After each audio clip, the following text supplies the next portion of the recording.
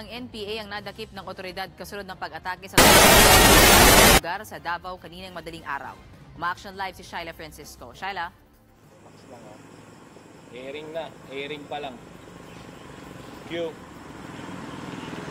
Mayan, mahigit 15 oras nang nasusunog ang planta ng Lapanday Foods Corporation dito sa Davao City. Yan ay matapos ang pag-atake rito ng New People's Army kanina. Hirap ang pag-upula sa apoy dahil marami sa mga nasunog ay mga paper rolls at karton na ginagamit pambalot sa mga saging nilang produkto. Kanina nakita natin dito ang ilang mga truck na bombero na may kasamang sundalo. Kinundinan ng 10th Infantry Division at Joint Task Haribon ang pag-atake ng NPA. Kabilang sa naaresto ang isang babae at 6 sa mga nadakip ay nakasuot pa ng uniforme ng security guard at nagpanggap na gwardya ng Lapanday.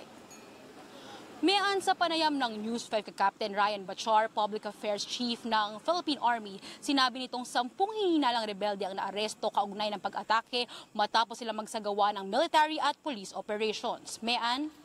Alright, maraming salamat sa iyo, Shyla Francisco. Para sa iba pang balita, magpunta lamang po sa news5.com.ph at sa News 5 Facebook page. Ako po si Mayan Los Baños. Magandang gabi po. Action! News Alert!